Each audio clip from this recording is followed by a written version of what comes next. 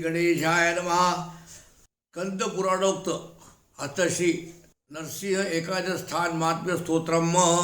ओम उग्रं वीरं महाविष्णुं ज्वलन्तं सर्वतोमुखं नृसिंहं भीषणं भद्रं मृत्युमृत्यु नमाम्यहं. प्रथमं मूलस्थानञ्च द्वितीयं ज्योतिर्मठे तृतीयं वाराणस्याच्च चतुर्थे नर्मदातटे पंचमे सिंधुनगिरो षष्ठञ्च मेघङ्करे सप्तमे सियाचलश्च अष्टमो गिरिमङ्गलो नवमे कर्पूरवनञ्च दशमे संगमेश्वरो अचलछाया गिरो मेरु अहोबिले एकादशे. एतानेकादशस्थानानि नित्यदृश्यनिवासिनो भक्तावरप्रदास्यार्थे ऊर्ध्वहस्ते करोभ्यवाम्. सर्वस्थानोऽथा एको यः पूजनं कुरुते नरः पठेत् सहस्रनाम्ने भवेदिच्छा परिपूर्तये. श्री लक्ष्मी नृसिंह भगवान की जय. कुंडलिका वरदे हरि विठ्ठल श्री ज्ञानदेव तुकाराम पंढरीनाथ महाराज की जय. नरहरि शामराज महाराज की जय. आनंदी आत्मानंद रंगनाथ स्वामी महाराज की जय. ओम ब्राह्मी श्वासानंद स्वामी महाराज की जय. श्री ओम श्री लक्ष्मी नृसिंहाभ्यां नमः. भगवान लक्ष्मी नृसिंह, जब उनका नाम लक्ष्मी नृसिंह था, सिर्फ नृसिंह था. प्रहलाद जी के पिता हिरण्यकश्यप जी, उन्होंने अत्यंत तपस्या से बहुत शक्ति प्राप्त की थी, लेकिन वो विष्णु द्वेष्टे थे. और जो विष्णु का भगवान नाम लेगा उसको उसके राज्य में रहने नहीं देते थे. दैव दुर्विलास ऐसा कि उनके पेट से एक पुत्र पैदा हुआ जिसका नाम प्रहलाद, जो भगवान नरसिंह का परम भक्त, भगवान विष्णु का परम भक्त होता. वो ओम नमो नारायण शिवाय दूसरा जप ही नहीं करता था. उसका विष्णु जप बंद करने के लिए हिरण्यकश्यप जी ने बहुत प्रयत्न किए, तरह तरह की सजाएं दी, दंड दिया, वो पहाड़ी पर से लकील दिया. किसी कारण वो उसकी भक्ति ठहरती नहीं थी. और उसकी भक्ति से द्रवीभूत होकर विष्णु ने भगवान नरसिंह के रूप में वहाँ प्राकट्य किया, अवतार लिया. उसका नाम है मूल स्थान. अब उसको मुल्तान कहते. आप पहले वो भारत में ही था, लेकिन विभाजन जो हुआ भारत का, उसमें वो भाग पाकिस्तान में चला गया. अब वो पाकिस्तान में है. वो पहला नरसिंह है वहाँ से भगवान नरसिंह ने हिरण्यकश्यप को वध किया. उनके हाथों की बहुत ही जलन हो रही थी. वो दाह से वो त्रस्त हो गए. उन्होंने प्रहलाद जी को पूछा कि मेरे हाथ का बहुत दाह हो रहा है, उसको ठंडा करने को रास्ता है क्या? उन्होंने बोला है ना, बाजू में हिमालय पर्वत है, तो वहाँ जाकर हम कुछ करेंगे आप. वो दोनों वहाँ आए जहाँ भगवान नरसिंह बैठे. वहाँ उस स्थान को आप ज्योतिर्मठ करते कहते, वो द्वितीय स्थान है. और वहाँ भगवान नरसिंह ने उस बर्फ में हाथ घुसा उंगलियाँ घुसाकर ऊपर उठाए तो उसमें दो पर्वत निकले. उनका नाम है नर नारायण. वहाँ वो दूसरा स्थान हो गया. हाथों की जलन ठहर गई. शरीर की जो जलन थी, जो आग थी, वो नहीं कम हो रही थी, क्योंकि भगवान नरसिंह जी ने हिरण्यकश्यप से रक्त जो जमीन पर एक बूंद भी न पड़े इसकी दक्षता ली थी. ऐसी कथा महाभारत में कंग का वेश लेकर जब युधिष्ठिर जी गए थे उसके बारे में भी आती है. तो सब रक्त उन्होंने प्राशन कर लिया. इसलिए शरीर का बहुत दाह हो रहा था. वो दाह शमन करने के लिए वो काशी में आए और वहाँ भगवान विश्वनाथ के पास उन्होंने बहुत तपस्साधना की. दाह जलन शांत की हो गई. लेकिन कपड़े जो युद्ध किया था, युद्ध से मैले बल से और पसीने से तरबत्तर हो गए थे, उस कपड़ों को धोने के और शरीर अंग धोना, उसके लिए वहाँ गंगावतरण हुआ नहीं था. ये कथा जो है ये सत्य युग के प्रारंभ की है और गंगावतरण त्रेता युग के अंत में हुआ था. उसमें कई लाखों का अंतर है. उसमें गंगावतरण हुआ ही ना था. फिर स्नान कहाँ करेंगे? तो यहाँ दो नदियाँ हिंदुस्तान में, भारत में थी. उसमें भारत नहीं बोलते, इसको जम्बूद्वीप बोलते थे इस देश को. वहाँ आई एक नर्मदा माता और दूसरी प्रणीता माता. वो नर्मदा माता के किनारे पर आए जहाँ नरसिंहपुर नाम का गांव है. उसके पास आगे उत्तर दिशा में 30 किलोमीटर पर यह स्थान है. पहले ऐसे कहते थे कि नर्मदा उनके नरसिंहपुर के गई थी, वहाँ भगवान नरसिंह बैठे थे. लेकिन वो भूकंप के कारण नर्मदा दूर चली गई, 30 किलोमीटर दूरी पर चली गई. तो वहाँ जाकर उन्होंने स्नान किया. सब मल धो डाला. मल धोने के लिए नीचे पत्थर लेते थे, आग पर घिसते थे और पत्थर डालते थे.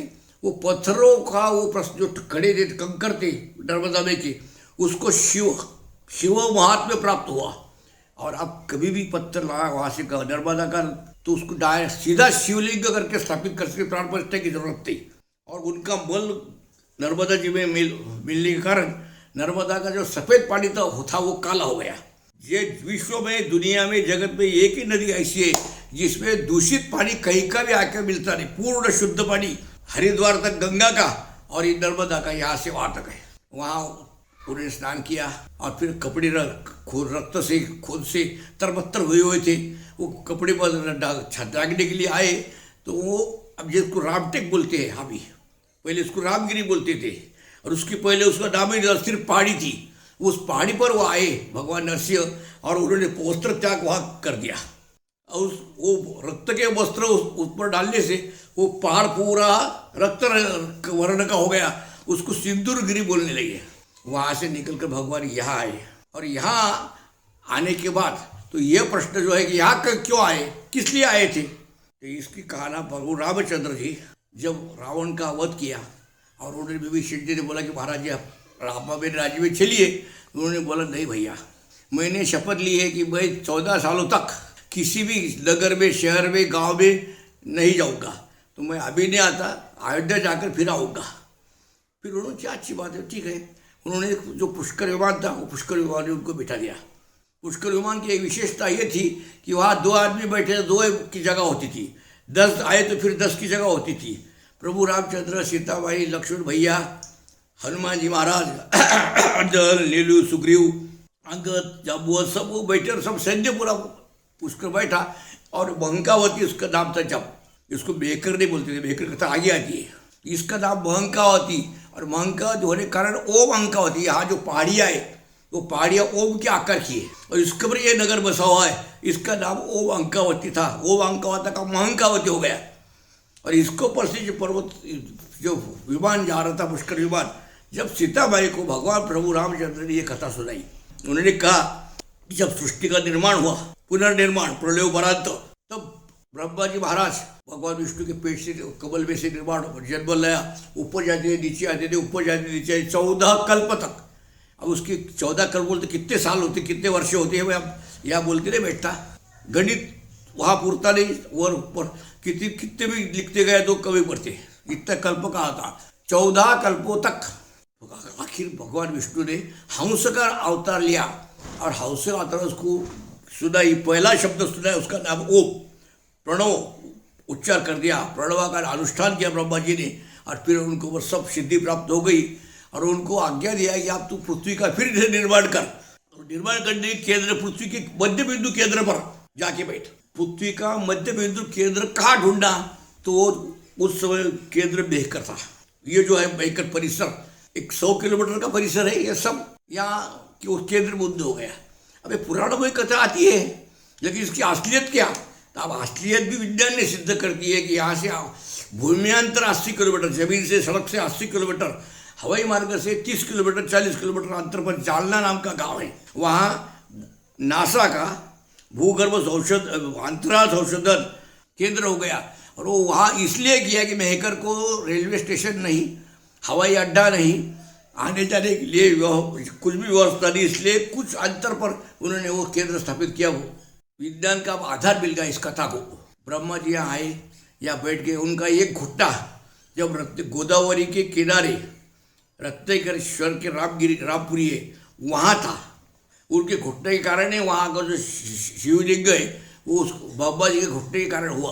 और दूसरा घुट्टा माहौर है रेणुका माता का, ये माहौर के वहाँ अंतर, वो जब तो माहौर भी नहीं था, कुछ भी नहीं था, बाद में की सब कथा है, लेकिन इतना अंतर पर था। और उनका मुख उत्तर की ओर था, और उत्तर की ओर उनका जो लिंग था, जननेन्द्रिय, जहाँ टिका हुआ जमीन पर टिका था, उस भूमि को बेहकर बोलते हैं। इसलिए बेहकर को बेखला तीर्थ, जननेन्द्रिय केंद्र तीर्थ, भूमध्य केंद्र तीर्थ, ओम अंकावती, मंकावती अनेक नाम से पहले पहचानी जाता है। अब काल के चक्र में वो भी सब नाम नष्ट हो रहे। यहाँ ब्रह्मा जी बैठे, उन्होंने यज्ञ किया। यज्ञ करते समय बाजू में एक थाली रहती है, पात्र, उसको प्रणीता पात्र बोलती है, उसमें पानी रहता है, और जो दुर्वा रहती, पली रहती, स्त्रुवा चम्मच लकड़ी का, वो ऐसा यज्ञ कुंड में घी डालती और फिर वो पानी में रखती, उसको बोलते प्रणीता पात्र। वो ऐसा चल रहा था। कुछ कारण से उनके तो पंडित पात्र को धक्का लग गया और वो पंडित पात्र ढल गया उंडेल गया। और वो पंडिता पात्र का जो पानी था, वो पानी से जो नदी निर्माण हुई, प्रणिता पात्र से निर्माण हुई, इसकी नाव प्रणिता, उसका उगम जो है यहाँ से 70 किलोमीटर बुल्ढाना है सड़क से, और वहाँ से बाजू में देलघाट नाम गाँव है, और उसके बाजू में एक बुद्धेश्वर नाम का गाँव है, वहाँ ही प्रणिता का जन्म हो गया। वहाँ से प्रणिता यहाँ आई, इसलिए जगत की प्रथम नदी है वो, दूसरी नर्मदा माता है, ये 2 नदियाँ पहली है। यहाँ पर इसलिए नरसिंह भगवान यहाँ आए थे। प्रभु रामचंद्र जी ने कथा सुनाई। प्रभु रामचंद्र नरसिंह भगवान आए, उन्होंने आराम से बैठ गए, पूजा से हाथ पैर धोए, प्रोक्षण किया, आचमन किया, और प्रणिता के किनारे पर बैठे। पीछे प्रहलाद जी आए, क्योंकि उन्होंने युद्ध होने के बाद अभी तक पानी तक पिया नहीं था, भोजन तो किया ही नहीं था। तो प्रहलाद जी महाराज सोने की थालियों में 56 भोग का मिष्टान्न लेकर आए, और उनके पास भरजरी रेशमी वस्त्र भी थे भगवान नरसिंह को पहनने के लिए। यहाँ उन्होंने लाने के बाद भगवान नरसिंह ने वस्त्र पहने, वो मिष्टा 56 भोग का मिष्टान्न प्रसाद भक्षण किया और सबको प्रसाद को बांटा। भगवान नरसिंह शांत हो गए, चित्त प्रसन्न हो गया उनका, और प्रसन्न होने के बाद वो प्रहलाद जी को बोल रहे थे, तो इतने में लक्ष्मी जी वहाँ आई। लक्ष्मी जी उनके पीछे पीछे आई। लक्ष्मी को उनको गंध आ रहा था, लेकिन नरसिंह भगवान दिखते रहे थे। बहुत ढूंढा उसने, नहीं दिखते है तो यहाँ, लेकिन दिखते नहीं। वो बेचारी त्रस्त हो गई। भगवान नरसिंह ने लक्ष्मी जी के कान में कहा कि तू प्रयत्न करके मुझे ढूंढ, तेरी तपस्या से मुझे ढूंढ, मैं तेरे पास हूँ, तू मेरे पास है, लेकिन हम एक दूसरे को दिखते नहीं, तपस्या से मुझे ढूंढ। और तेरे को एक बोलता कि यहाँ से दूर, थोड़ी सी दूरी पर विरज तीर्थ है, विरज तीर्थ में तू कमलजा नाम से स्थापित हो जा, रह जा, और मेरे मंदिर में बेकर में महंकावती में मेरे यहाँ तू हमेशा गुप्त रूप में रहती जा, और यहाँ जो को दर्शन को आएगा उसके दुरित निवारण, पाप निवारण, संकट निवारण, और धन धान्य समृद्धि आयुरारोग्य सब उसको देती जा। तो लक्ष्मी माता ने बोला कि ऐसा कुछ नहीं कि मेरा चिरंतन नाम आपके साथ आपके यहाँ रहे। तो ठीक है, आज से यहाँ से प्रहलाद ने मुझे शांत किया, प्रसन्न किया, भोग दिया, इसलिए प्रहलाद वरद, और लक्ष्मी को वर दिया कि तेरा नाम पहले लिया जाएगा, बाद में मेरा नाम लिया जाएगा करके यहाँ से पहला नाम लक्ष्मी और फिर नरसिंह, जैसे इसलिए इस भगवान को लक्ष्मी नरसिंह बोलते। और जहाँ से प्रथा शुरू हो गई कि फिर सब देवताओं के पीछे देव माता का नाम पहले लगता है। उमा महेश्वर, राधा दामोदर, रुक्मिणी पांडुरंग, सीता राम, ऐसे इससे नाम से प्रारंभ होता है। वो यहाँ बेकर से प्रारंभ हो गया। ऐसा प्रभु रामचंद्र ने सीताबाई को बोलने के बाद प्रारंभ यहाँ से हुआ। इसका ये दूसरा ज़्यादा बड़ा महत्व है।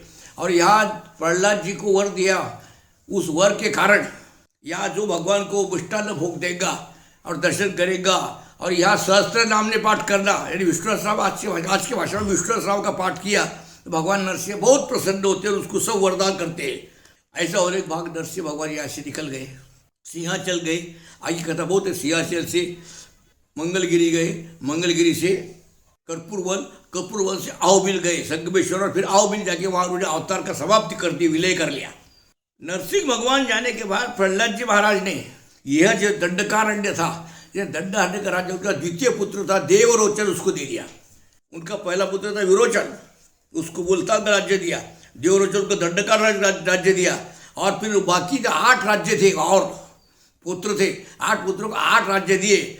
वो 8 ही अरण्य जो है, अब वो क्या क्या है वो तो नहीं बोल सकते अपन, लेकिन उनके नाम सिर्फ बोलता कि पुष्कर अरण्य, अर्बुदारण्य, महेंद्र पर्वत उसको महेंद्रारण्य, दक्षिण में शैल पर्वत है शैलारण्य, हिमारण्य यानी हिमालय, पंचारिक अरण्य, धर्मारण्य और नैमिषारण्य, ऐसे 8 अरण्य जो है, यानी 8 विभाग थे हिंदुस्तान के, भारत के, जम्मू द्वीप के, वो उनके 8 पुत्रों में बांट दिए।